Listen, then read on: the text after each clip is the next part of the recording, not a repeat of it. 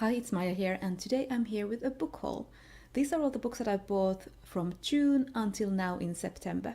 So let's start with June, and in June I only bought comics. The first comic that I bought was the manga Shul Arun, The Girl from the Other Side, Volume 1 by Nagabe. This is a dark fairy tale-ish manga, all in black and white, in this beautiful scratchy art style. It tells of this little girl who is taken care of by this monster who she calls the teacher, and I talk more about this in my June wrap-up. I really liked it. All the other comics that I bought in June were digital comics. The first digital comic that I bought was Giant Days Volume 1 by John Allison and Lisa Treyman. This tells about the everyday lives of these three girls in a university in the UK. After that I bought Tokyo Tarareba Girls Volume 1 by Akiko Higashimura, and this is a manga that I think is only available in digital format in English. I bought this when there was a sale of Akiko Higashimura's work on Comixology, and I really enjoy her manga Princess Jellyfish, and I wanted to try this one out. This is about a group of women who want to get married before the Tokyo Olympics in 2020. So they are these 30-somethings that have careers, but they really want to get married. So quite different from Princess Jellyfish, but Akiko Higashimura always makes me laugh. And in June I also bought a humble comics bundle called The Best of Boom, so it was filled with Boom comics, and I got stuff like Bravest Warriors, Lumberjanes, a couple of volumes of Giant Days, so that was a bit of a bummer to get the volume 1 that I had just bought in that bundle. But what can you do? And also Goldie Vance and a lot of other Boom stuff. Then moving on to July, in which I also bought comics, but also one book. And the first comic that I bought in July was The Wicked and Divine Volume 5 Imperial Phase Part 1 by Kieran Gillen and Jane McKelvey. I really enjoy this series. I especially really like this volume. There was an element introduced in Volume 4, I think it was, that really up the unpredictableness. It was a character that you don't really know what she will do next, and I really enjoy her.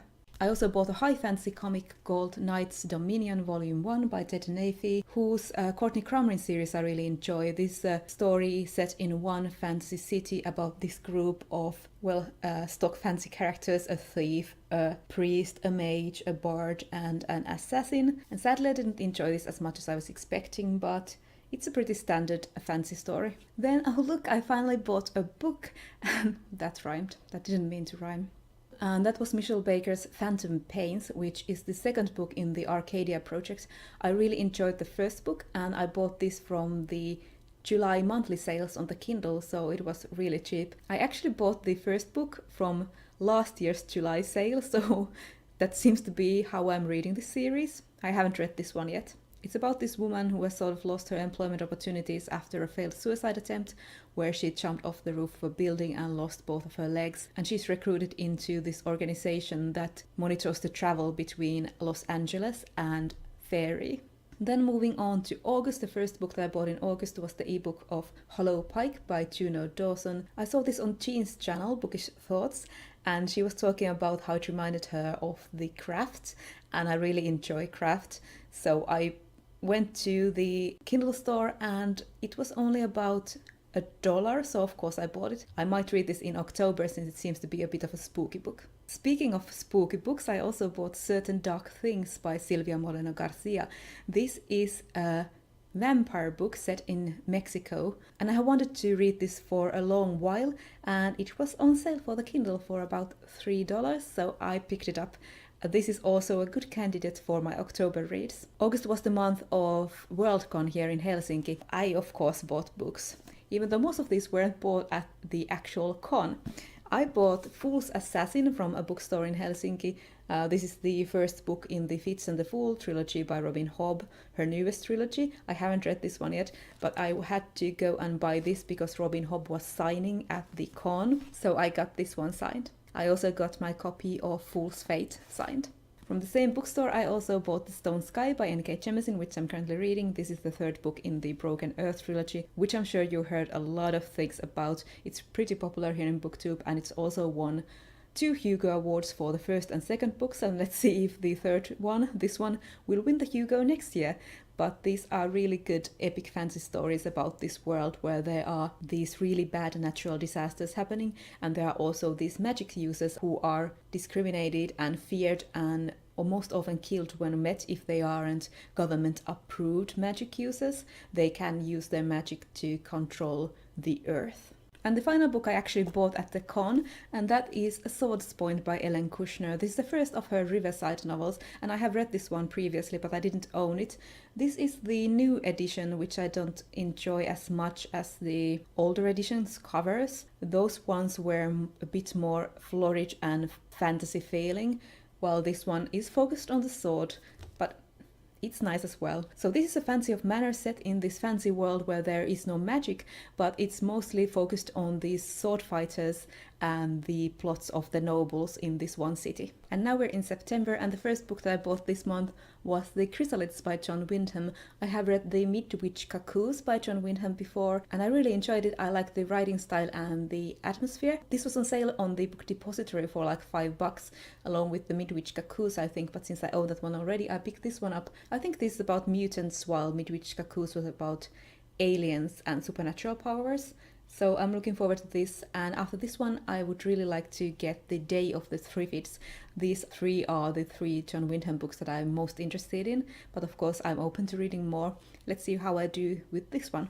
In September there's this film festival going on in Helsinki, and while I was waiting for one of the movies to start, I went to this used bookstore that also has English comics and English fantasy books, so I like to browse there.